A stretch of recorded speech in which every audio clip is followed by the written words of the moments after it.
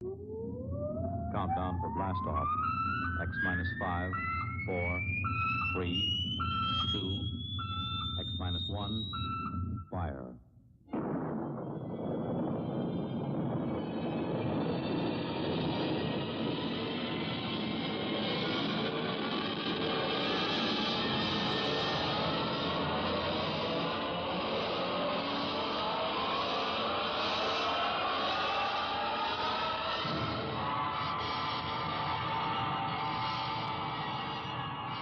From the far horizons of the unknown come tales of new dimensions in time and space. These are stories of the future, adventures in which you'll live in a million, could be years, on 1,000 maybe worlds. The National Broadcasting Company, in cooperation with Galaxy Science.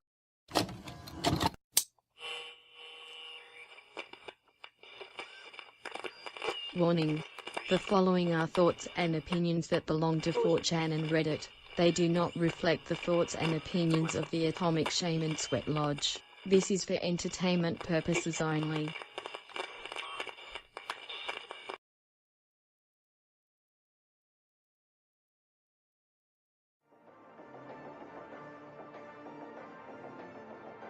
I'll start. I used to do DoorDash on the side just for some extra cash, nothing too crazy, until a few months ago when something happened that I still can't stop thinking about, and to be honest, I haven't done a single delivery since. It was around 11 p.m. and I was finishing up my last order for the night. The delivery was in a quiet, upscale LA neighborhood, nothing out of the ordinary. I pull up, leave the car running like I always do, grab the food, and drop it off super normal, no weird vibes from the customer or anything. But as I walk back to my car, something feels off. I can't explain it, but the air felt heavier, like I could sense something was wrong before I even got to the door. I get in the driver's seat, close the door, and glance in the rear view mirror, and that's when I see him. There's a guy sitting in my back seat, just sitting there, hoodie pulled low over his face, completely still. My heart stopped. I was frozen, staring at him through the mirror, trying to figure out how the hell he got in my car. I managed to stammer out, "Can I help you?" That's when he leans forward just a little, and I can finally see his eyes. They were wide and bloodshot, like he hadn't slept in days. He leans back again and in the calmest voice says, "Drive." I don't know why, but I did. I started driving, my mind raced trying to figure out what to do. He didn't say anything else, just sat there, completely calm, while I drove through those dark streets, and I'm freaking out inside, thinking this is it, this is how I'm going to get robbed or worse. Then he tells me to turn down a side street. It's dark, barely any street lights, and I'm just thinking, this is where it's going to go down. But right as we approach a gas station, well lit, a few people around, I slam on my brakes, throw the car in park, and jump out, screaming for help. The gas station clerk runs out and I'm yelling that there's a guy in my back seat. But when we go back to the car, it's empty. The guy was gone, no sign of him anywhere. He just vanished. I have no idea how he got out so fast or where he went, but I didn't care. I got back in my car, locked the doors, and drove straight home. I replayed that night over and over in my head, and it still does not make sense. That was a month ago, and I haven't touched the DoorDash app since. I don't know if I ever will. It's not worth risking something like that happening again. My country is becoming a totalitarian state. Real. There's dead people and missing people. Media seems to notice but kinda bullshit around. Police can enter your apartment whenever they want. Just a regular box Joe. For a regular cell company. Friendos tell me exactly the same. We're fucking scared. They tell me our files were asked by federal forces. Friend outside work tells me happened to them too. Everyone is freaking out. Lots of pills to sleep. What the fuck is happening? Really don't want the thread to die, so here is a little OC announce. Working a job as a driver's helper for a trucking company. Shift starts at 1:30 a.m. Our routine is to leave the lot, drive into New York City, which is about an hour away, pick up our load at the warehouse there, and then head back to make our rounds of deliveries over the next 8 hours. 2 months into this job, dead of winter. Dude driving telling me about how you see all sorts of weird and crazy shit on the road at night, crashes he's seen, crackheads he's dealt with, etc. As we are driving, he randomly says something along the lines of how he has not seen a fatal accident in a while. About 30 to 40 minutes later, we pass a wreck on the side of the road. Some sort of Porsche is hugging a big ass oak tree with its roof and is now the shape of a U. Head crush maximum.jpg. First responders have the scene taped off and under control, basically just milling around waiting for equipment to arrive so they can extract the human smoothie remains. Based on the activity at the scene, the crash likely happened right about the time my co-worker driver mentioned how he hadn't seen a fatal wreck in a while. We both note this, and he says he has no idea why the idea popped into his head so suddenly. Maybe it's a bit of a stretch. But based on the response time of EMS and what they were doing at the scene, it puts the crash at the same time my co-worker was mentioning fatal crashes. Heckscher State Park. Mid-1990s. Night. Weird fucking music and laughter coming from the forest. Cousin and I are brave little shits and go to check it out. Nothing. Now the music and laughter is coming from the direction we started from. Repeat. Fuck it, let's go home. Never knew what the deal was with that. There was an old stable on a nearby golf course absolutely covered in various sigils and incantations. We also found a deer skull and bones fashioned into an altar of some sort in a random patch of woods another time. Creepy place. Long story, but I think I had a long experience with a demoniac. Long story, but a lot of stuff happened, but the most overt was seeing a row of shadow figures, getting a distinct impression of the words "you went through all that pain, and look where it got you," which resounded as clear as day in my mind, but I didn't actually hear any voices either mentally or physically. And a shadow person on my beat in a really bad confrontation. Really crazy times. I got used to deathly sensations because of this person, that feeling of having your life drained as if someone is taking your blood, cold sweats which rake, shaking uncontrollably. Anyways, I've told this story here before, it's still the weirdest thing that's ever happened to me or anyone I know. Weirder than when that white van with US government plates was following me, then when I got out of my car and tried walking up to the window waving at him, he speeds off. This story is when I was going to spend the night in a Motel 6 on the side of a busy highway. It was in a city. Check into motel with girlfriend. Pajit tells me not many people are there, I can stay in the first room, right next to the office. Thanks. Go into room. Put bag down on bed as the phone starts to ring. It's probably Pajit and I forgot something. A frantic voice starts asking me who I am and when I'm going to meet him. What, who is this? As I'm on the phone, I make eye contact with girlfriend sitting on the bed, she looks scared shitless. I hang up the phone, LOL. It starts to ring again. Girlfriend says don't answer it, she can hear what he's saying because it's a pretty loud old phone. I answer it. Before I say anything he starts asking who I am and telling me I need to leave, he sounds scared. Sounds like a white guy, so I know it's not Pajit next door. I go next door to the front desk anyway and ask about the calls. He doesn't know anything about it. I go back in the room and the phone is ringing, girlfriend is sitting on the bed holding her knees to her chest. I answer the phone again and when he starts to talk I hang up then leave the phone off the hook. I go outside to an empty parking lot expecting someone to be watching me but I don't see anyone. I still cannot explain that.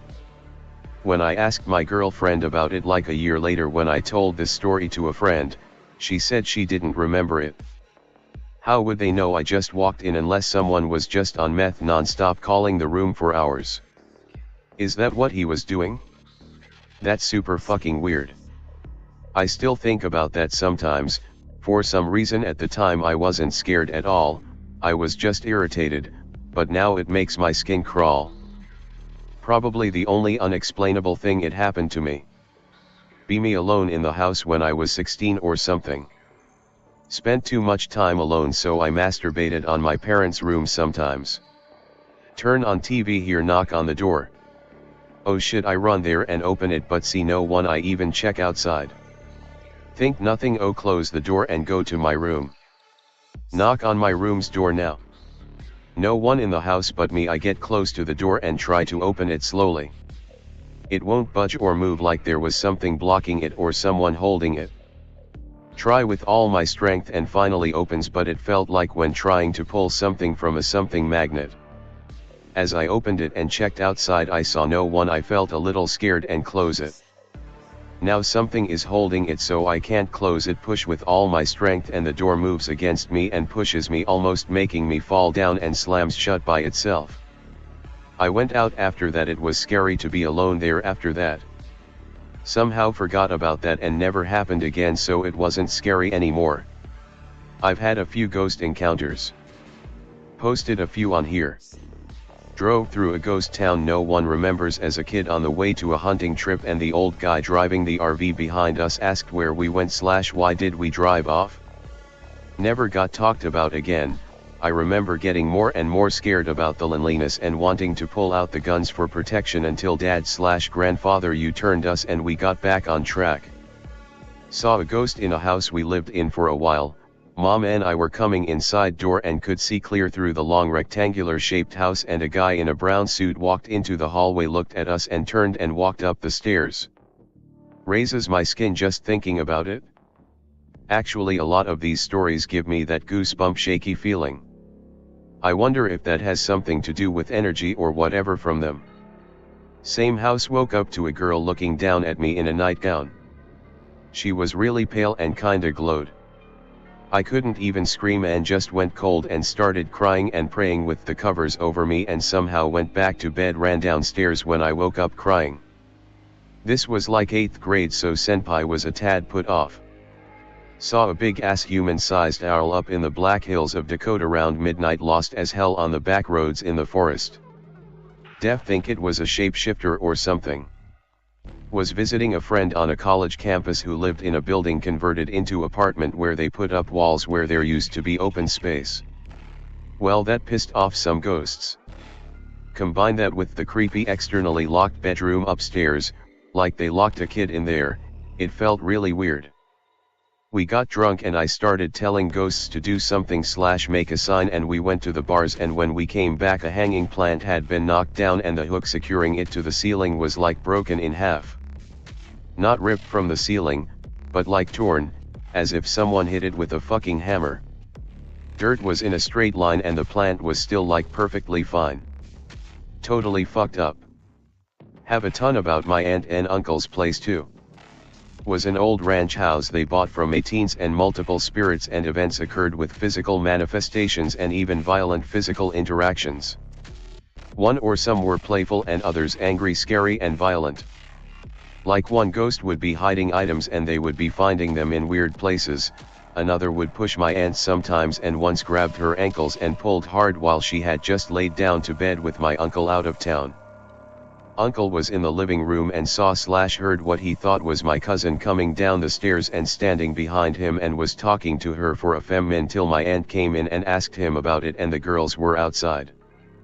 I'll try and remember others. My great aunt also wrote a compilation of historic ghost stories and encounters from our region. Shit's cray. I bet ghosts scare the hell out of certain intel agencies. Like there is crazy records of them existing for all of human history and no one has a real clue on them. Probably as guarded like aliens if they know anything. Eventually become assistant manager alongside another co-worker. Other assistant. Manager is really into /x/shit, he likes to hang out at night after hours and chat, we talk about the ghost frequently. Tells me that if he dies he'd do the same thing and hang around a pub with living souls for company if he were trapped on Earth. We sometimes hear shit together, neither of us are freaked out but we definitely believe the place is haunted.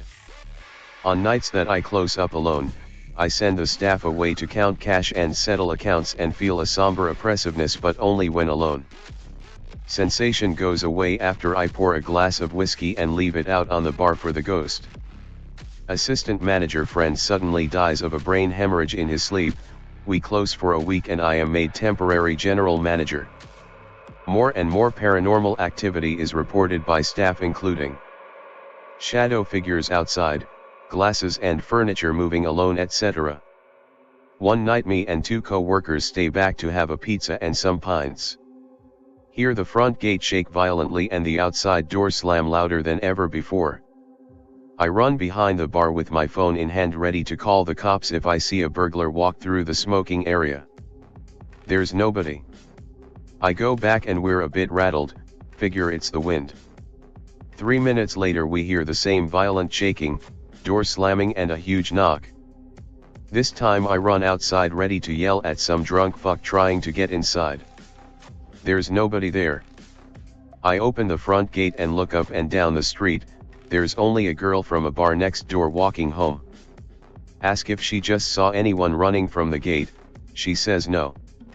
I'm freaking out, tell my co-workers who decide it's the dead assistant manager who's fucking with us just like he said he would if he died. We leave immediately. Leave the job maybe 2 weeks later to move abroad. When I was a child for some reason whenever I would see my arms and other body parts out of the corner of my eye they would be filled with like these scabs and wounds that weren't there, and this would be something that would occur up until I was about 12 years old. And I'm not really sure what caused this, if I was just hallucinating or something related to being autistic. But it was pretty weird and I would complain about it to doctors and my parents and they never really had an answer besides wanting to put me on medication and therapy because I would miss school and other activities because this would effectively disable me. Be about 20. Driving at night on semi-rural New England residential roads, meaning very few streetlights and woods on both sides of the road, see pickrel but there's a family house about every 300 feet, after picking up my brother from a friend's house. Come around blind corner where there's a stretch of road with no driveways so I don't bother slowing down much, still stupid I know. Tree in middle of the road. Don't have time to fully stop and swerve around it. Drive right through it like it wasn't there when it should have gone under at least half the car. Look in rear view. There's no tree in the road behind me at all. Just as I consider stopping to check if I somehow ran it over and didn't notice, I get an immediate sense of danger, hairs raise up on the back of my neck, can sense my breathing, get a chill down my back, the whole deal. Later confirmed with brother, he saw the exact same thing I did and also had no idea what happened. Be anon. Spend majority of time reading into conspiracies and inner workings of TPTB. Become black-pilled. Had a few unexplainable events happen as a child, plant seed of God but never ascribed to specific religions.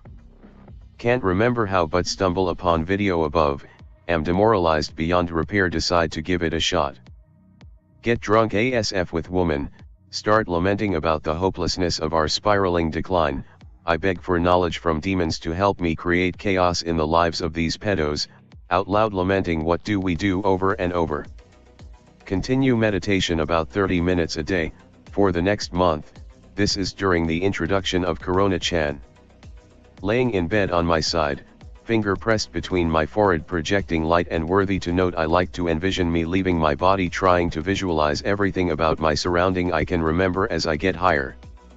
I bring APU with me and enjoy sending thousands of him to his death battling dark visages. I get lost in the meditation but still lucidly awake. Suddenly a growl, sounding exactly like the alien from the Predator movies, is whispered into my ear that is facing up and my spine pops rhythmically from my pelvis to my neck. An entity appears laying beside me. I should note I had opened my eyes as the popping and growl was happening. I see the entity as a dull light outline of a human body and a face I could not perceive. It speaks immediately, in a woman's voice. What do we do? I spring out of bed, close my pineal gland, instructions in video, and begin questioning existence. I had another eerie experience recently too. I was laying down in my spare bedroom, not sleeping, just thinking. I had the door closed, lights off, and nobody in there but me, and I was facing the wall with my back to the room. Suddenly a weight presses on my bed like something climbing on it. I immediately thought, ah, the cat wants to cuddle. She never does, but instantly realized the door was closed and there was no way my cat was in there. I didn't feel threatened or anything, but I've been doomer-pilled for a long time, and a lot of my negative emotions come from this bedroom, as it's where my computer is. Shortly after that, something happened to me that I can only explain as the veil of protection from God was lifted and I felt strange. My intrusive thoughts became emotionally charged and I started to think my wife was plotting on me and that I should kill her. I became extremely nauseated and curled into a ball on the bathroom, just repeating in my head, I love her, I love her. This is a rushed TLDR because I have to go wage slave. I could delve deeper into it, but see you guys. Some tips on how to fuck this demon nibba attached to me in the ass would be appreciated. The scariest thing that happened to me was when I had a really bad fever. It lasted days. I even fainted multiple times cause I was so weak and I was not eating properly. During that period, I woke up one night with a single thought on my head. You have to kill everyone in the house. The only people in the house with me were my brother and my father, and they were also pretty sick like me. I knew that killing them was wrong and a terrible thing to do, but my mind could not think of anything else. I got out of bed and was about to head to the kitchen to grab a knife. I exit my room and stared at the dark of the corridor that lead to the kitchen and spent God knows how many minutes fighting against that thought. Eventually the thought subsided and I went back to bed, never told anyone IRL about this.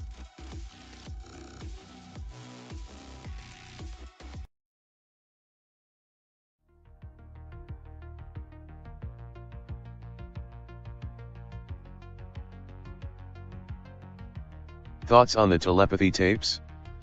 Or telepathy in general? Sorry if it's been discussed to death already.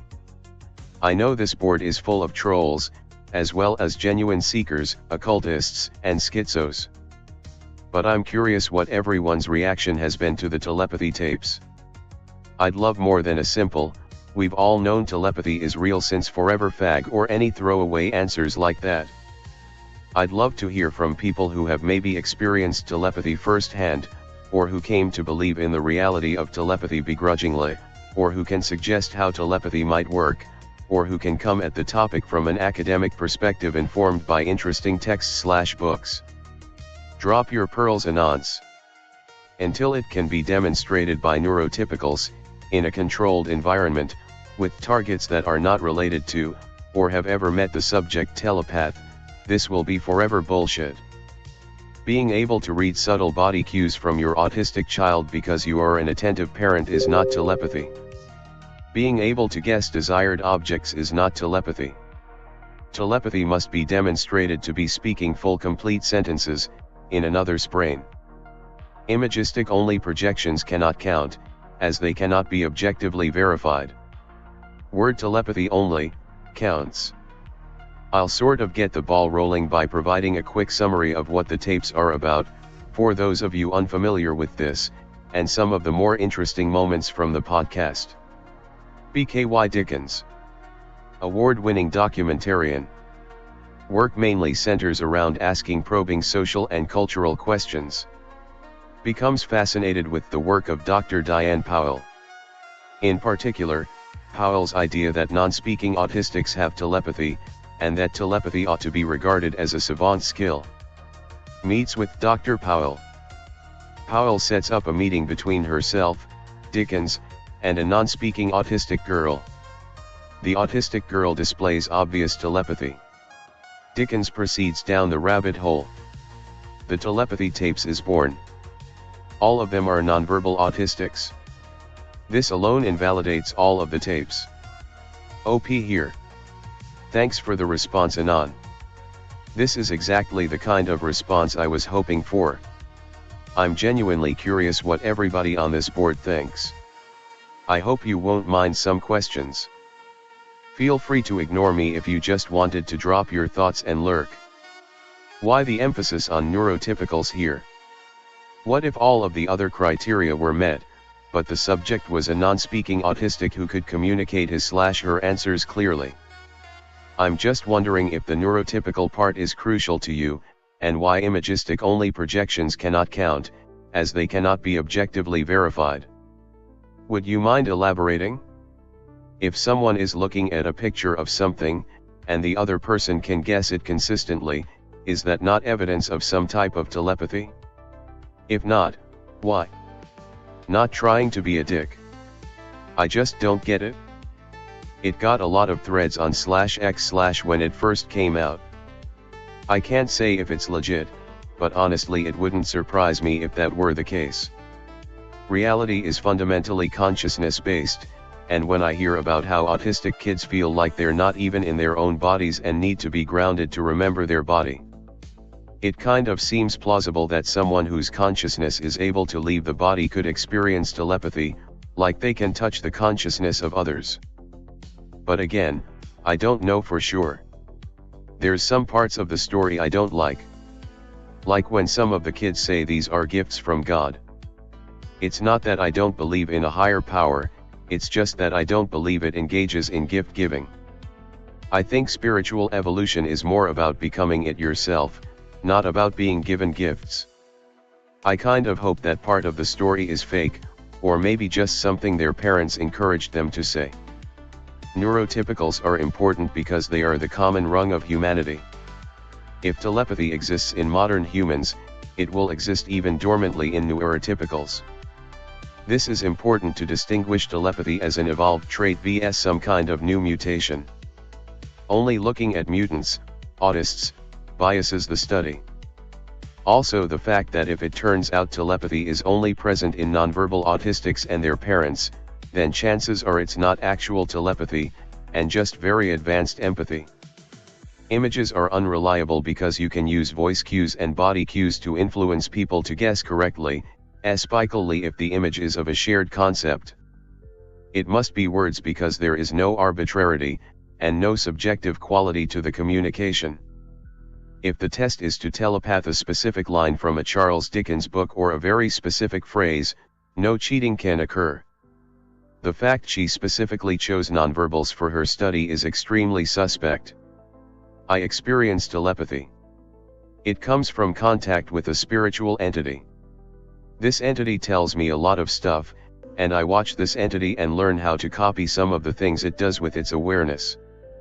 It tells me a lot of stuff about alien DNA, the soul, past lives, angels, etc. You could say that my life was somewhat set up in a way that would lead me down this path. There are many ways to use telepathy. Its essence is non-physical mental action which leads to altered perception. The techniques to develop telepathy are described in Hatha, Pranaya, Kundalini, and Raja Yoga. You can also get success with runic chanting or Kabbalistic rituals. Mentally spoken mantras can also work. The basic gist is that there is a subtle energy within life, matter, space, everywhere. You can tune your nervous system into perception of this, through mental silence, yoga, pranayama, mantras, yantras, mudras, chanting. You simply close your eyes and meditate in the sunlight, and try to see the sky, with your mind. You just imagine what you saw before you closed your eyes, it's that simple. Over time, you will find that every once in a while, your awareness sort of aligns, or slips into a momentary state of sleep, which allows you to see directly with your mind, what you used to see with your senses. I did these practices all together, alongside mushrooms, LSD, THC, DMT, all with the purpose of spiritually awakening to the higher self, or Buddha mind. As for scientifically, there is a nerve current that runs up your spine and traverses whenever you place your attention. You can bring this nerve sensation to the side of your forehead at your temples, and then sort of roll it outwards, and it's like the energy you felt in your nerve extends itself outwards to the cosmos, and you can touch, and see what you touch, with it. It feels a bit like an electric current that you create an oscillation into the M field with, and that oscillation creates a ripple which reflects like sonar. They spell their answers out using spelling boards. They don't speak, but they can type. Subject: Akhil. Diagnosed with autism at 18 months. Considered a lost cause, teachers insist he doesn't know letters or numbers. Akhil demonstrates that he does know his numbers and letters through a spelling board, a board with letters on it. He points to letters and spells words, communicates to his mother this way. He begins to display signs of telepathy, according to mother. Enter K.Y. Dickens. Dickens tests Akhil. She and her film crew take pieces of paper. Write single words on each one. Akhil sits with his spelling board, a cameraman over his shoulder filming. Dickens pulls a random word, shows it to the mother. Akhil spells out the correct word. He can do this from across the entire room. He usually begins spelling the word out before the mother has any time to even glance in his direction. His telepathy appears to function instantaneously. Various other tests are conducted. Akhil consistently spells out every single word and image he's asked to read from his mother's mind correctly, with essentially 100% accuracy. In front of Dickens and her skeptical crew and cameraman. This is just one example. Again, thanks for the clear answer, Anon. Much appreciated. I see what you mean now. What do you make of Rupert Sheldrake's work, in that case? Everyone on /x/I am sure is familiar with it. But essentially he's conducted experiments on telepathy in animals and in humans. His subjects appear to exhibit telepathy and precognition in a controlled setting at a rate higher than chance. I know he's controversial, but I'm curious whether A, you actually know / have looked at his research, and B, what you make of it. His subjects were neurotypicals. If the test is to telepath a specific line from a Charles Dickens book or a very specific phrase, no cheating can occur. I don't take anything in the telepathy tapes at face value. But one of the subjects did in fact demonstrate something almost exactly like this. I'll share it below. Subject: Mia. Was tested various times by Dr. Powell and Dickens, in a roomful of cameramen who also witnessed Mia giving correct answers. At one point, Mia's answers were so consistently on point that Dickens and other members of the crew began picking books off the shelf. One would open a book, point to the page number, and Mia would spell the number. In disbelief, they began to point to random words on a randomly flipped page. Mia identified every single word correctly. Up here. Thanks for the thoughtful answer, Anon. I had the same sort of reaction to the whole God stuff in the telepathy tapes. I wonder if you've heard of Kevin Can. He's an autistic man who experienced severe abuse at the hands of his mother and father growing up in Minnesota. They were actually going to kill him, but decided they'd force him into the military to get him out of their hair. There, he discovered that he had a 160 IQ and went on to become a scientific sort of thinker.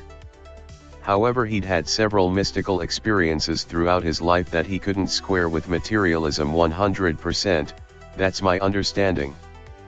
He has some weird stuff to say about the nature of consciousness, which he calls awareness. I think he calls it Platonic surrealism. Anyway, he wrote a chapter in a book with a Dr. Jeffrey Kripal, who is based out of Rice University down here in my neck of the woods. You might find Kripal's stuff interesting.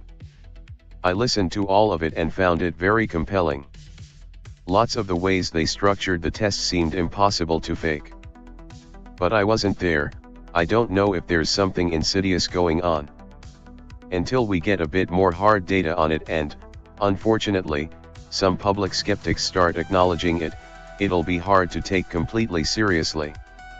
I want to believe, as always. Also, why the fuck else would the CIA have spent decades investigating it if it was an immediate hard no every time? I don't buy that they were trying to waste the KGB's time or money. All very interesting, Anon. Thank you for taking the time to respond. I've been coming to /x/ for a very long time, more as a casual lurker, so I'm not all that familiar with the literature and practices that others here might know. Is there anything you can recommend to a total beginner like myself? I like the nerve thing you mention at the end. I'll give that a try. I don't know if there's something insidious going on.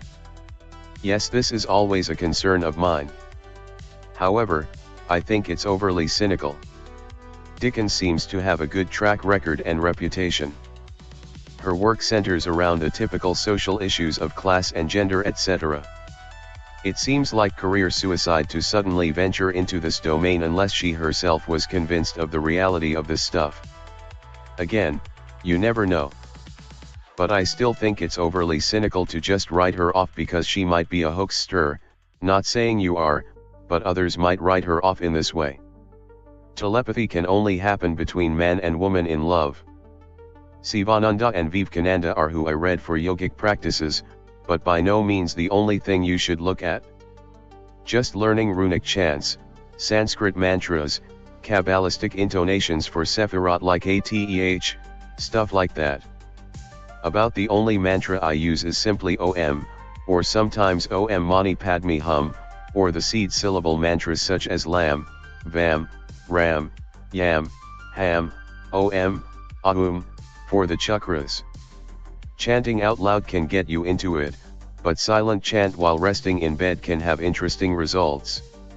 For runic stuff I didn't really get into it beyond just chanting a few of the runes as described in Thomas Carlson Uthark, but I'm sure anyone familiar with runes will have problems with him and recommend some other author.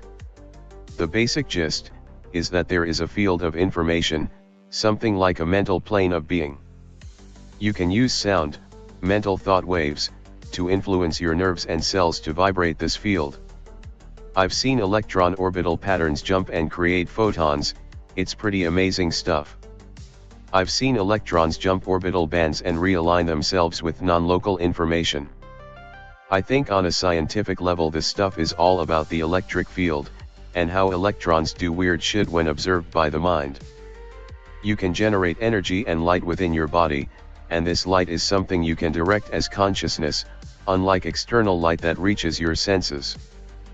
Prana is a subtle vibration within the body, within atoms and molecules, might be considered heat, but it's more like a flow of respiration, and this can be ordered into very elaborate symbolic manifestations which give spiritual inspiration.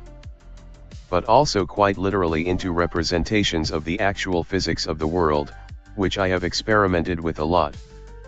I don't consider telepathy to be just one force, or energy, it's all of them, but some are easier to utilize than others. One can align the vibration of electrons in the body to light coming from other stars, and that is the basis of astrology. Here's a cool one that involves a non-speaking autistic person's therapist. Subject: Houston. Son to a single mother, Katie, raising several other children alone. Katie tries to get help for Houston with her severely limited funds, to no avail. One day, Houston, a non-speaker, speaks to his mother Katie, despite doctors having told her he would never speak. This is the only time he ever speaks. Katie begins to search out ways to facilitate further communication with her son. Discovers RPM, rapid prompting method, which allows Houston to spell words rather than speaking. Houston begins to spell to his mother that he can read her mind. Enter Dr. Diane Powell. Sets up several experiments to test Houston's alleged telepathic abilities. One simple experiment involves Uno cards. Katie is made to shuffle a deck. She pulls a card. Houston has to correctly spell both the number and the color. He does this successfully, over and over again. That's just one of the simpler tests that I found kind of cool. Up here. I'll probably have to go to sleep pretty soon. I hope others drop in and share their thoughts. If this thread doesn't 404 before tomorrow, I'll try and drop back in and share some more stories from this podcast. I find them pretty compelling. I've never been a telepathy guy. But I'm not a hardcore materialist, so I've never dismissed it. Autists shall inherit the earth. How can you do it, when most people are NPCs with no inner monologue? If they can't hear their own voice in their brains, how can they hear yours? Sending SpongeBob laughter into your head. Dude, that's not true. Since prayer is a form of telepathy, I think I became extremely telepathic from when I was a Catholic, but I've never been able to confirm it. That is not telepathy, Anon. If you had succeeded at doing so without the use of text in a way I could not simply say no to, that is telepathy. Influencing another mind to induce a known qualia through mundane means is not telepathy. By your logic, books are telepathy. Delete yourself. No inner monologue is a myth. Most don't have inner dialogues. Everyone thinks in words. The existence of mass literacy is proof of this. There are only two ways of thinking fundamentally, imagistically, and linguistically. NPCs are incapable of doing both simultaneously, and can't have dialogues with ideas of people. But they must think in words to be literate. Only non-linguistic cultures with no written languages think imagistically and have oral traditions. If the NPC has no inner monologue, it is unable to read. Period. No.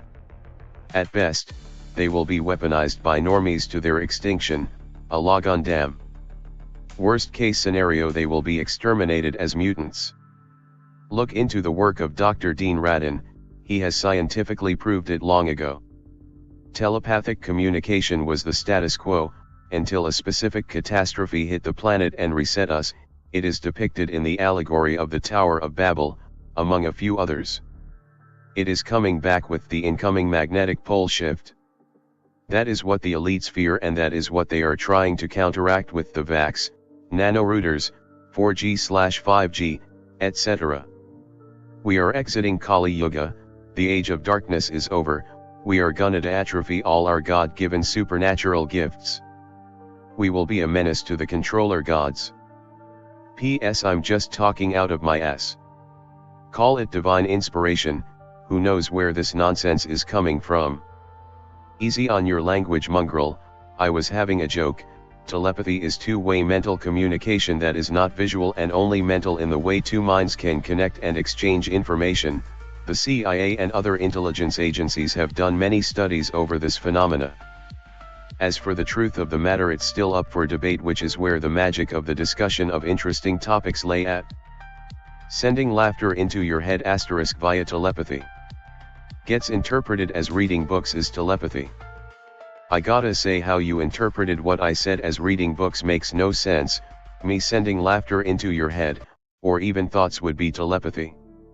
The message being sent via with or without notice. Although I could care less about winning an argument on 4chan. Enjoy, Anon. I hope you get better. Kripal or Khan.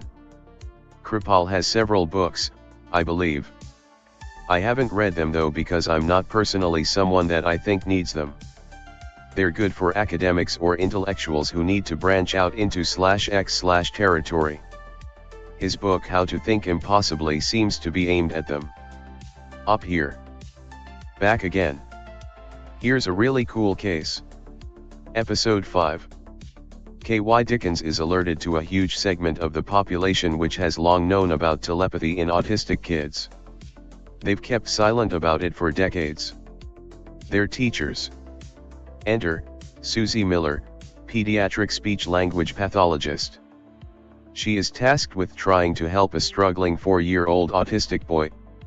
She's trying to help him by asking him basic questions and getting him to respond. It's an uphill battle. One day, the boy abruptly asks Susie to bring him colors. If she brings colors, it will help him, he says. Later that week, Susie brings in several scarves of various colors. This autistic boy adorns himself in the scarves. Suddenly, he is responding to the questions that Susie asks him with ease. The boy explains. It is difficult for him to absorb words and pictures. But he can absorb colors.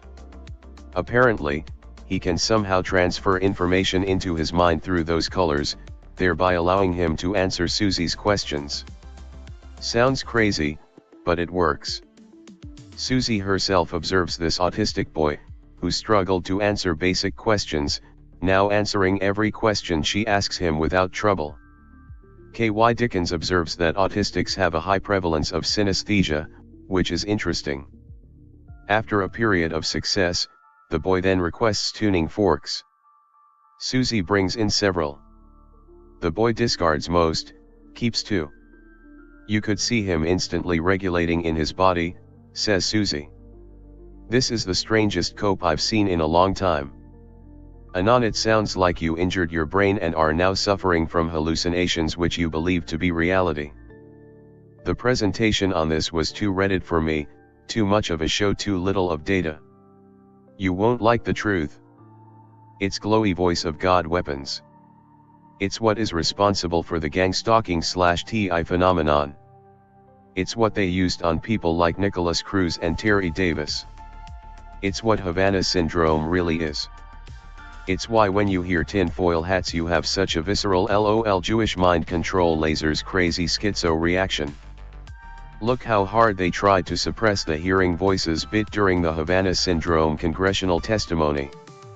The public cannot absolutely not find out under any circumstance that the actions of people like Cruz and countless others were influenced with fear/blackmail based technological and psychological glowy operations to carry out these crimes for agenda purposes.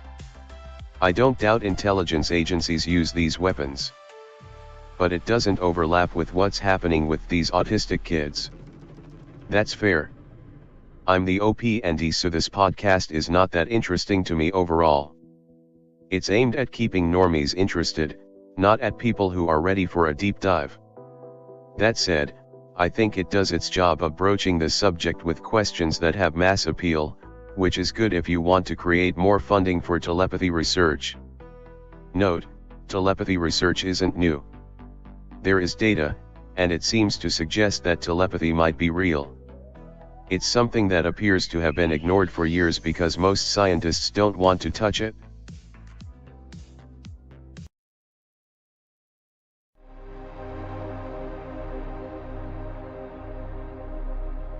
Okay, I've never been a believer and this happened to me a few days ago, thought I would have posted and see what you lovely people think of it.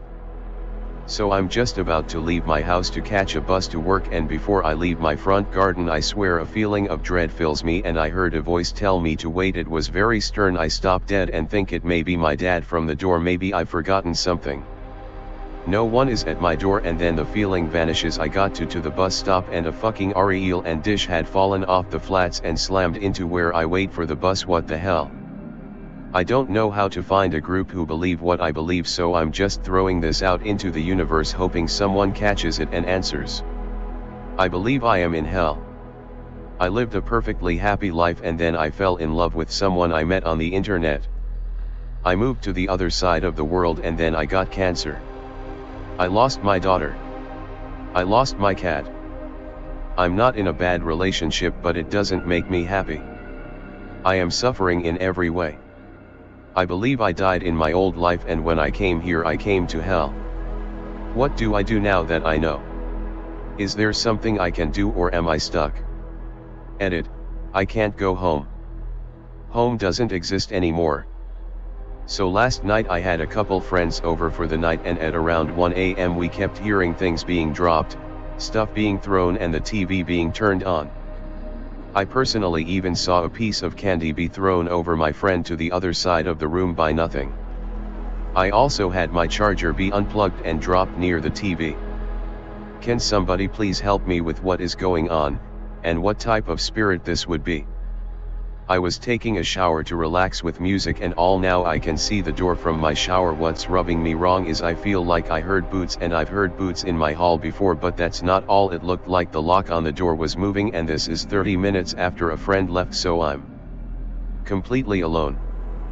I get out of the shower a little early because, well, honestly something isn't sitting right. I thought I saw a figure run to my living room from the kitchen, and I'm far away from there, so as long as it stays there, but it did kind of look like the Baphomet thing, tall lanky horns or antlers, not sure. Right now I feel slightly afraid to open my door. P.S. I saw a similar figure in my basement by the washer and dryer, also a rotting dog or coyote-like apparition. It was fast and ran into my little brother's playroom, also in the basement. So I was 10 to 13 years old when I was home alone. I went to go to the bathroom, and after I got out of the bathroom, I saw a figure at the bottom of the stairs looking up at me. It stayed there for a bit, then it disappeared. I went to the bottom of the stairs to look around and see if I could spot it again, but couldn't. It had no face. Am I wrong to think that my house is haunted? So this happened about a year back. I was standing in my balcony around 3 a.m. at night, smoking a cigarette. I was facing the window, and in the window I saw a reflection of something sitting on the rooftop of the building opposite across the street. I turned around and there was nothing. I continued smoking, and as I look up to the roof again, I saw a dark figure sitting on the ledge of the building. It wasn't sitting normal, kind of like how Spider-Man sits on a light pole, like it was hunting for something. I kept looking at it, trying to figure out what it was and if it's really what I think it is, or am I just sleep deprived. After like half a minute of me staring, I felt like it looked back at me, and I just kept staring at it, and I was completely lost. It was a little dark, but I'm certain this thing had almost human-like features, but in the most fucked up way imaginable. My skin that kind of looked burnt, and I'm sure it didn't have eyeballs, just two empty eye sockets. When I realized, I immediately turned my head down. Just a second later I looked up again and it was gone. I went inside, drank some water, and I hear a scream coming from somewhere nearby. I went to my balcony again and the screaming didn't stop. It sounded like a woman, but there were no breaks in the scream. It was a continuous loud scream. Me being an idiot, I went downstairs and started walking towards the sound. The road was dimly lit, and not a soul in sight. I walked and walked. I think about 500 meters in, I realized that the sound was exactly like it was from my balcony. It sound have been louder, much louder, but it was exactly the same. So I kept walking towards the sound, and I walked for a while and still didn't get any louder. Every once in a while I would forget that I'm walking or even where, and just kept walking, and then I would snap back. And at this point I realized, I had come quite far from my house to an almost barren area. I started walking back towards my house and the screaming didn't stop. It was an extremely eerie scream, almost human but not quite. Human's breath while screaming, but whatever it was, didn't. It's almost like I was drawn towards it. I reached home and opened a can of beer, and after a while went to sleep. I woke the next morning and went to that rooftop to see if I can find something. I first inspected the spot I first saw in the reflection and then the ledge, and nothing. I used baby powder and a transparent tape to see if I could get a fingerprint or find any cells in the sample, but I found nothing. Now here's the thing. I don't believe in ghosts or paranormal, at all. I honestly still don't, because I'm a scientist. But I cannot for the life of me find an explanation for this incident. It never haunts me. I didn't lose any sleep over it, but I still wonder what it could have been. I know I wasn't seeing things, I wasn't drunk or high. The reason I'm sharing this story after a year is because, 3 days ago, I was sitting with my friends and we were sharing weird things that we haven't told anyone about, and I shared this incident with them and they were scared shitless. Especially because they know that I'm the kind of guy who laughs at someone who claims they saw a ghost, or even someone who believes in one. A friend told me that she didn't sleep that night after going home and recommend the subreddit to ask people what they think it was. So, what was it? This has just happened to me, female, age 58. I'm not the tidiest of people, and I'm also recovering from a viscous chest infection and flu. A few days ago, I woke up, having put my reading glasses on my bedside table, reached over and accidentally knocked them off. I thought they had fallen under the bed. So, inconvenienced, I got up, dressed, and looked for them. Easy, yes? Well, no. They had seemingly disappeared into thin air. I moved the bed, the table, shook the duvet, nowhere. Comes to today, I was determined to find them. So I decided to do a mass tidy up, snotty tissues that had missed the bin galore, socks, various detritus from the usual slovenly post-menopausal woman. My son, aged 21, was kind enough to help me. No glasses. I had various items on the bed to put away in the proper place, including some old gig programs from the 90s. So I was busy sorting stuff and I turned to the programs and my glasses were on top. No, no, no, no, no, no, no, no, I shouted. Son ran up worried I'd hurt myself or something. I'm still in utter disbelief. Those glasses were nowhere in my bedroom, nowhere. Then suddenly appearing right in front of me.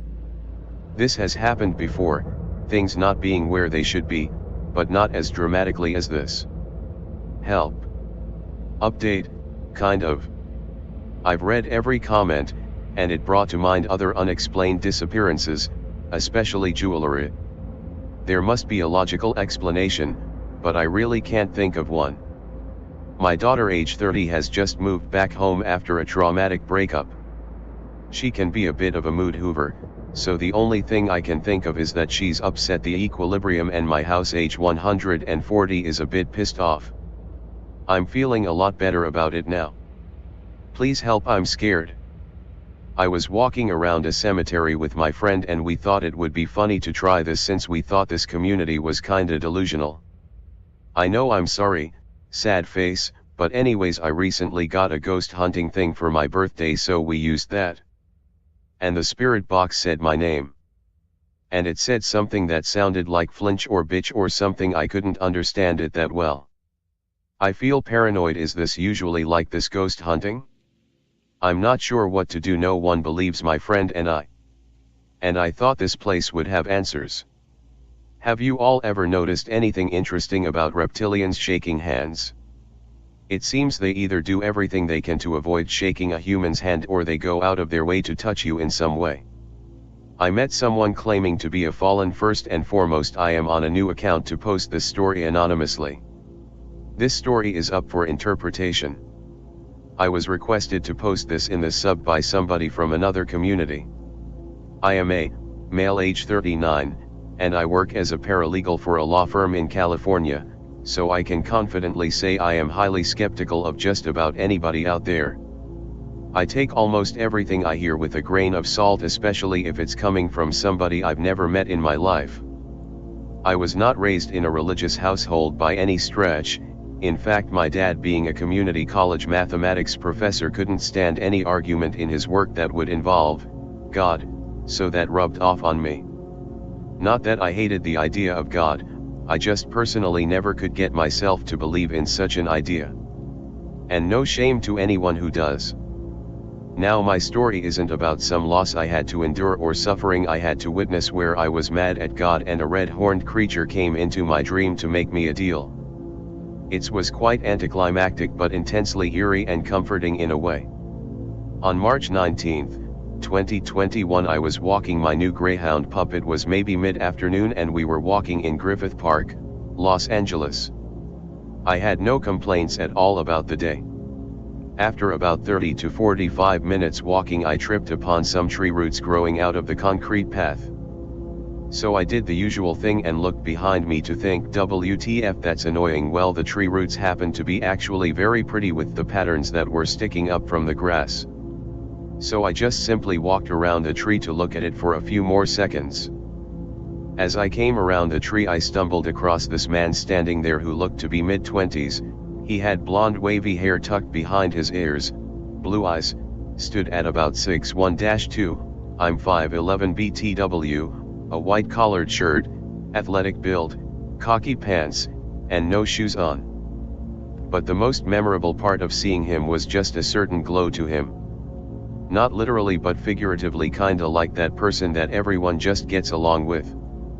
He wasn't handsome in the traditional sense where he'd be a heartthrob, but very very pretty, almost perfectly feminine and masculine. To keep this story but being one long read from now until the point I don't remember exact dialogue, I'm going to tell it in conversation form from my point of view. Exactly how I remember. I will be up and this man will be fallen angel. An angel, and I might believe him. Up, excuse me, I'm just gonna walk right past you here. You're excused, my real name. Up, no way, you just guessed my name, haha. I didn't guess, you worked one of my cases. Up, oh I'm sorry, I work with tons of people, which one was yours if you don't mind me asking? I'm just FN with you dude. Up, then how'd you guess my name? It's on your backpack. Up, oh my gosh I'm an idiot, but you knew I worked in law. I'm just here admiring these tree roots, my source, he said something after this I don't remember. Up, what did you plant it? Know where we all came from. Including your dog and that mountain, those cells in your body, the anthill next to grandma's front porch. I used to light anthills on fire in front of my nana's house. This didn't occur to me till days later. Up, oh so like God. Yes, just like God but not created by human emotion. Up, well said. Well said. From that point exact dialogue I don't really remember, but I remember his story and message. We talked for nearly 2 hours, not just standing by a tree but walking the sidewalk and into stores. I asked his name and he told me, which I won't state here for his privacy in case he happens to be a real normal dude with a life. At some point in a store he walked by one of those Jesus magazines with the red border that you always see at grocery stores. He picked it up, flipped through the pages and mentions that he wishes he could be like Jesus, which led to a conversation on his teachings. When I tell you this man can recite absolutely any verse from any religious text verbatim, I mean it. I was convinced he was maybe a religious scholar considering how well versed and how well spoken he was. He denied. After some Jesus and religious speak he brought up angels and demons and my opinion on them. To which I stated I don't believe, but if they were real, just good and evil, I don't really know. He went very in depth, stating that there is angels and there is only 4 of them, and he mentioned how demons do not exist, nor does a place of eternal torment. I remember asking in a joking manner, so where does that leave Satan? His response gave me an instant pupil dilation. He said Satan is not a real being but rather the state of pure absence from God. That one who is disconnected can still feel at peace and be perfectly happy, but the catch is love can get boring for those who are disconnected, and that when love gets boring your life becomes at a stalemate with your soul. He mentioned that the whole idea of an angel named Lucifer getting kicked out from heaven into hell was a story that he, the man I'm speaking to, told the people of Babylon, who then associated that name with King Nebuchadnezzar. Which is where the story really comes from. By the way, I am in complete shock and I have nothing to say other than, what do you mean you made that story? This man casually says, well, I'm one of those 4 angels I mentioned. Like I said, I'm completely skeptical of anybody, especially LA kooks, but when I looked into this man's eye I truly believed every word he said, almost like, dare I say it? My soul felt that this man was who he says. He said he is considered what humans call a fallen angel, but not fallen from God's grace. That it was never really a banishing but a political stance, for a lack of a better term, that he had against things in the 3rd dimension, fallen to experience God's creation as a completely normal human. He talked about how the real hell is that when a human soul has some sort of regret or unfulfilled destiny, it chooses to come back to earth to relive all the experiences they wish to correct, and it's an endless cycle until it feels complete, and only then does it become one with every single piece of creation simultaneously, or what we know as heaven. He went into physics, mathematics, chemistry, health, etc. And even told me about new discoveries that would come to science.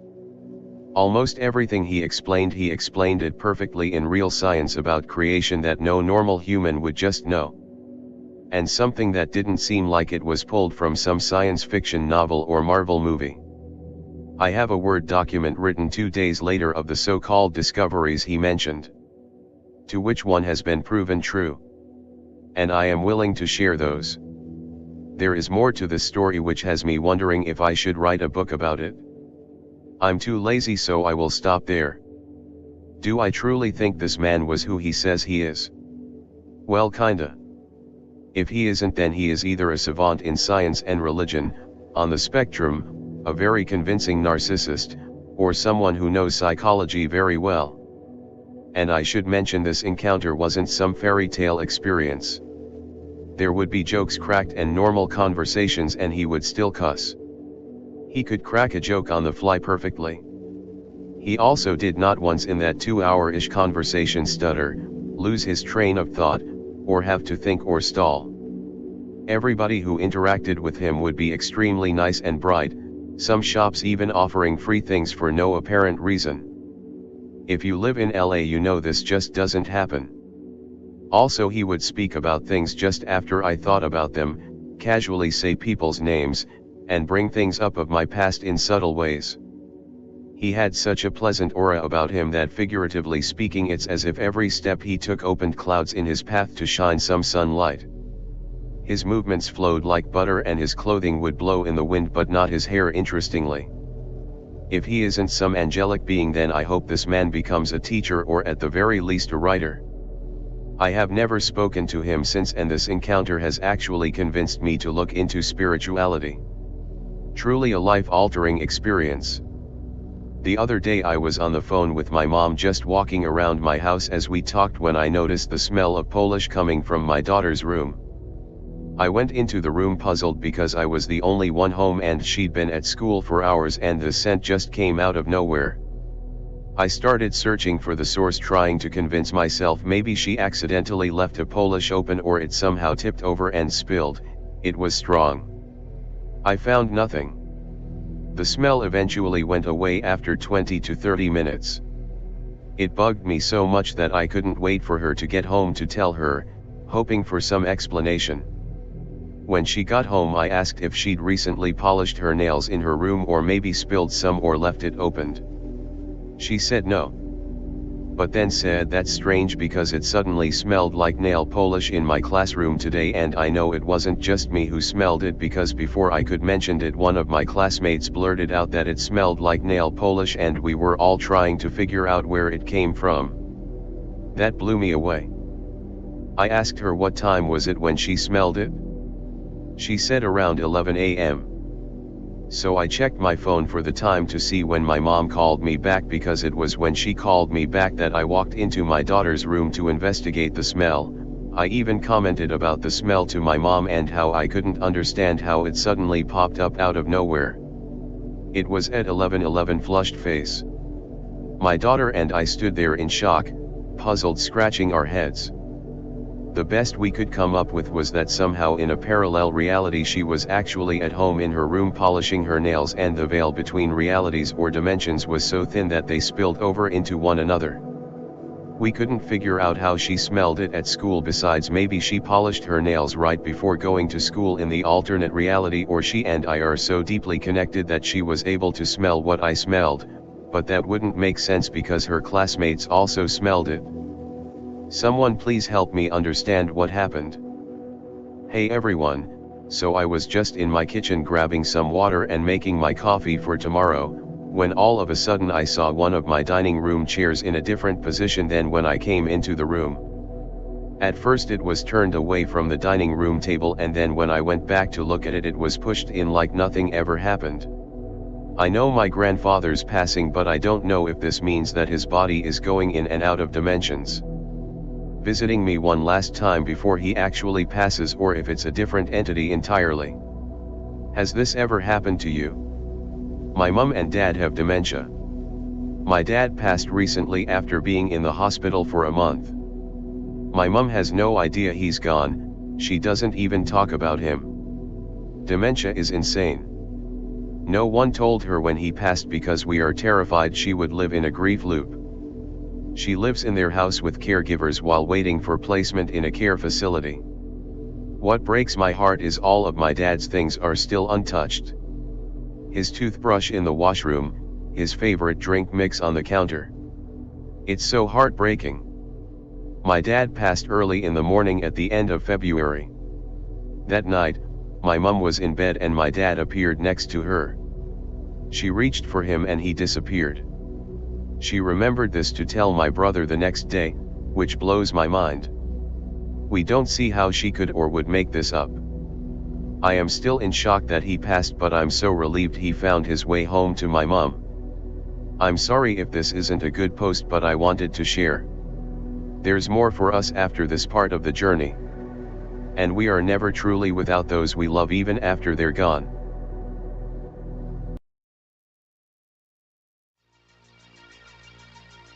My dead mom follows me.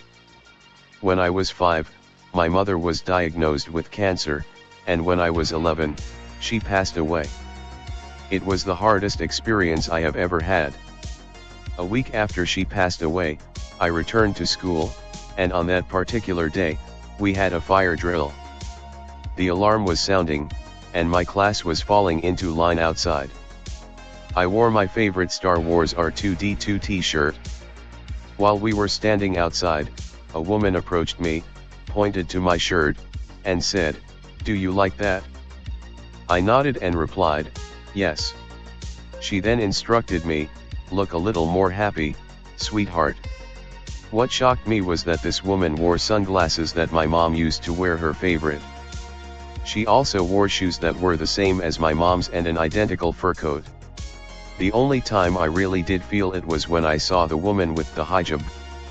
My Middle Eastern immigrant mother had been made to wear one when she was a child. When the woman turned away, one of my classmates sitting beside me leaned over and whispered, "That was weird," and that made me feel better and know that I wasn't losing my mind. Ever since, I've felt like I've had a shadow cast over me with random reminders of her. Sometimes, I even hear her calling my name. She's helping out too. It seems she will turn the lights on and wake me up sometimes by turning the lights on in my room. Am I crazy? When I was 17, I had the most horrifying 3-ish months of my life. My mom asked me on day if I was angry when I'd come home because she kept hearing the basement door slam. My room was in the basement at the time. I didn't think anything of it. Maybe I did slam the door hard on accident. Cut to later that night. I am playing some game on the computer in the living room listening to music, my dad asleep on the couch behind me. My mom fast asleep as well in their bedroom. I hear the basement door open, and slam. I take my earbud out and listen. My first thought was my sister randomly came home from college. Yet even that was weird as it was like 12:30 am. I'm listening and I hear the door open and slam again. The door handle had a very distinct sound when it turned. I hear both and I get up and begin to wake my dad up. I say, "Dad, Dad. Someone's breaking into the house." He kinda brushes me away and mumbles a but as the door opens and slams again. Realizing I was serious, my dad wakes up. I hand him the fire poker and I have the fire shovel and we start to search the house. We search downstairs to find no one. Doors were locked. Windows locked. No one was there. We both just kinda shrugged and went back upstairs. From there, it starts to get even weirder and more unexplained. It's a rather long story that I'm happy to share if anyone is interested in reading more. My grandfather built the house partially with his own hands, and generations of my family grew up inside the home ever since. He had 4 daughters, my mom was one of them. Unfortunately, one of the daughters died in a car crash because someone ran a stop sign. She died in high school way before I was born. Her name was Miranda, she was my mom's best friend. My mom named me after her, my middle name is Miranda. Skyla Miranda. I actually slept in her bedroom during part of my childhood. We all slept there at one point, it was the kids' room.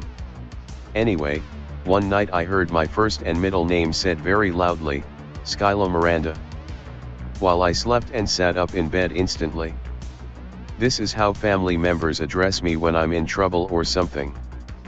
In the hallway a silvery woman was standing there. She looked just like the photographs around the house, but see-through, almost watery. I could only see the top half of her legs were either not there or invisible. She smiled at me, then walked straight through the bathroom door.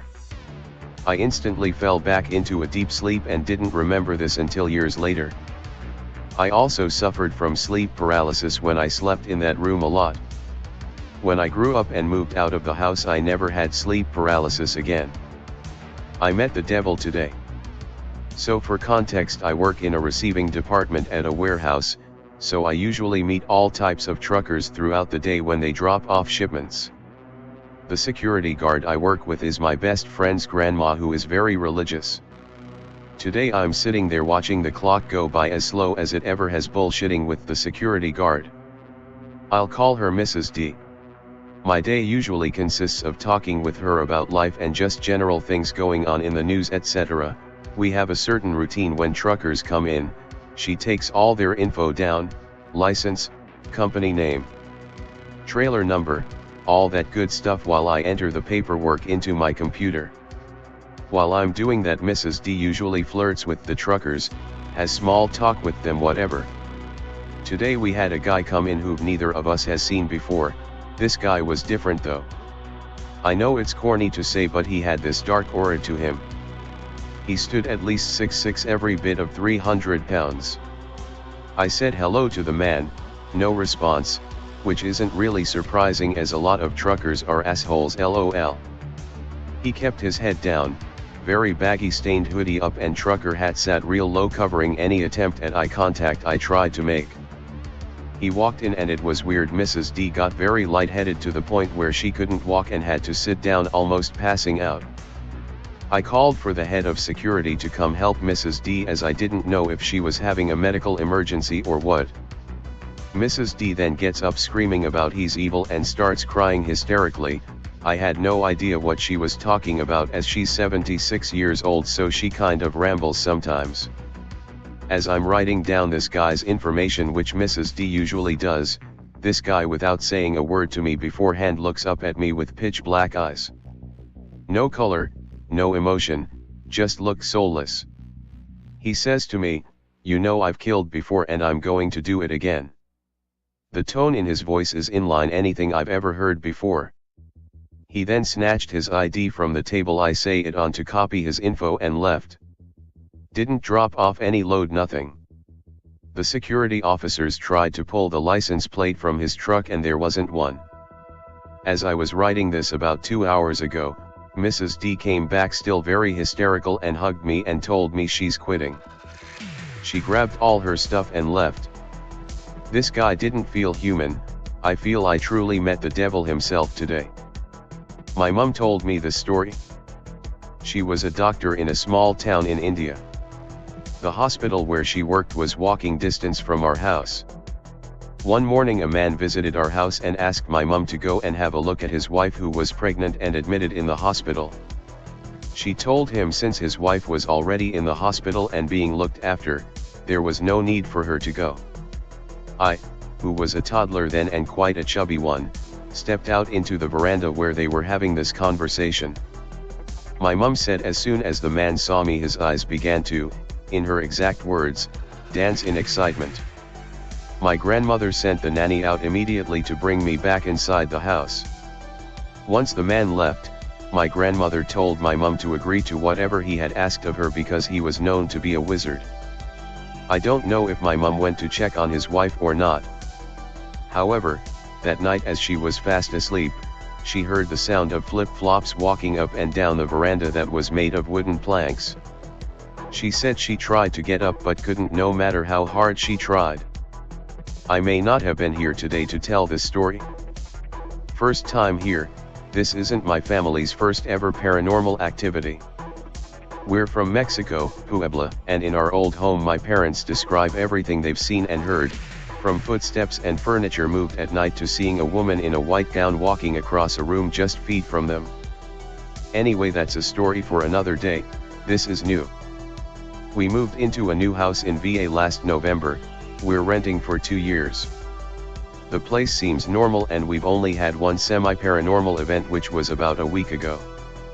Now it's 2.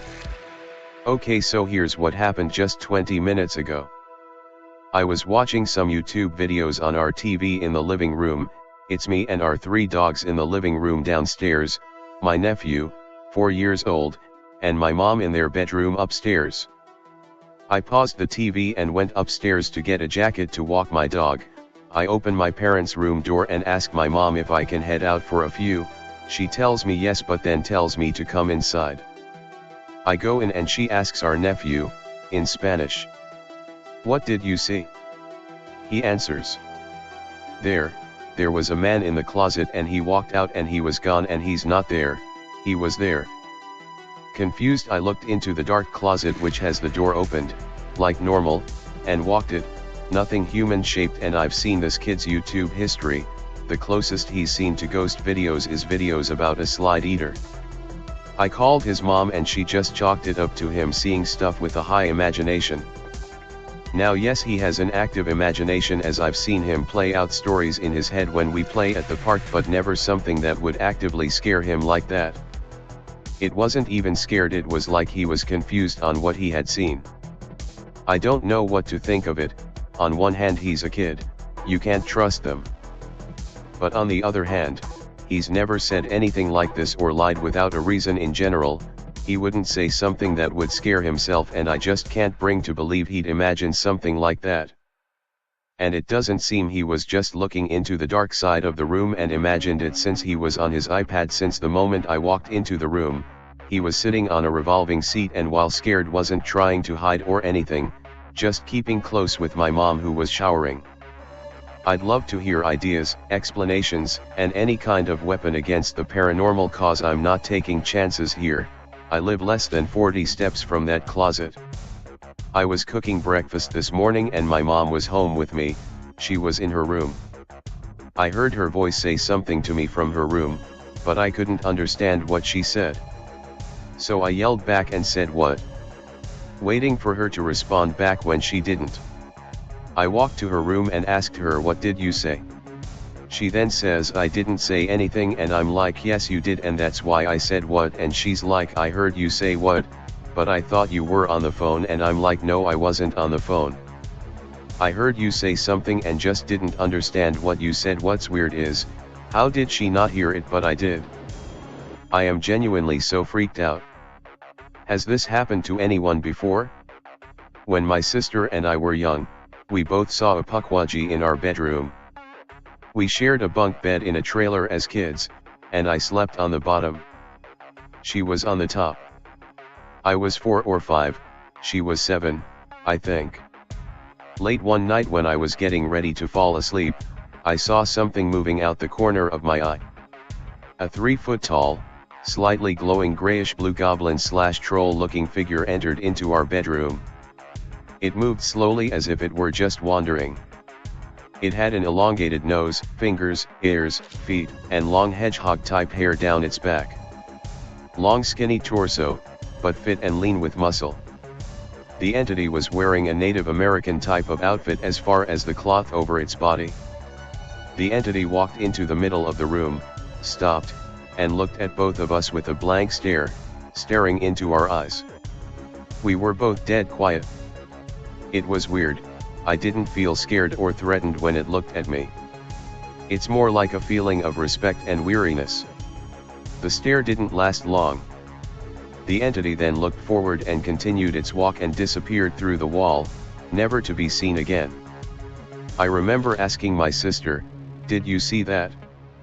And she said, "Yes." I then grabbed my Nerf gun that was on my bed next to me. I just got and told my sister that if it comes back, I'll shoot it. She said okay, and we went to sleep. Told our parents, they didn't believe us. No big deal, we weren't distressed about it. But we did both remember the exact details of our sighting throughout the years growing up and bring it up every now and then. As kids and growing into adulthood, we had no idea what we saw. We just remembered the exact details of it. Hello. Not too happy about making this since it was so dark, but I know some people will find this interesting to read and understand what I'm talking about, so trigger warning. This happened a few weeks ago. Something that really helps me fall asleep quickly is calmly picturing myself leaning my head on the lap of the guy I love, but from the perspective as if I'm standing at the end of the bed looking at us both. I think that's called third person? Might be wrong. I had done this for days before and it was all perfect just as imagined, fell asleep quickly and would wake up fine, but this one night I'm using this technique the second I close my eyes and I'm viewing us both. His entire room turns red. There's these shifting dark-figured demonic-looking creatures surrounding us, there's gore somehow happening, basically these creatures keep dying awfully then coming back, there's shadows around us and his face is shifting.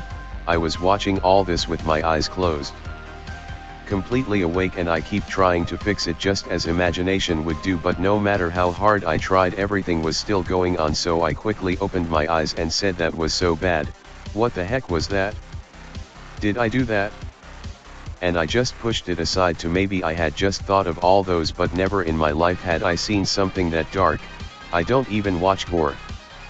I shut my eyes once more to fall asleep, but there once again it remained. Everything was still in the room with us and his face shifting had to be the most disturbing thing I had seen. I knew it wasn't my mind doing that and I didn't even want to try fall asleep again, so I just sat up and used my phone for a while until I was exhausted enough to fall asleep. Not too sure if this was paranormal, but I believe it's something along the lines, so if not, please recommend/direct me to a different subreddit. I'm a healthy young woman, keeping my mind pure, no extreme mental health problems, and I haven't been through any abuse. Anybody know what this was? What causes it, and have you been through this? Is it some kind of power that is showing me the truth of something possibly linked to him?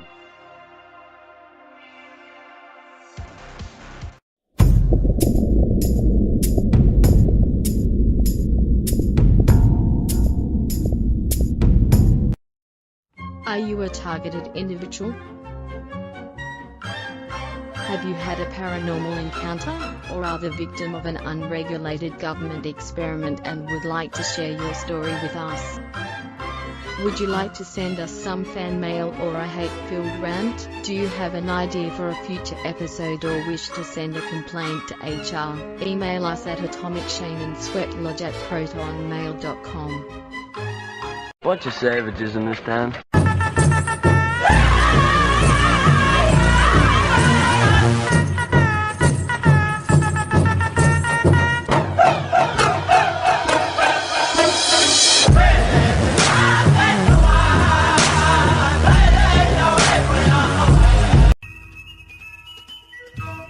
Like, share, subscribe, and be sure to check the notification bell. Follow the Atomic Shaman on Twitter at Motel and RV Park. Listen to Paranormal Green Text Stories on Atomic Shaman TTS on YouTube. Catch the live streams of Atomic Shaman Sweat Lodge only on Rumble.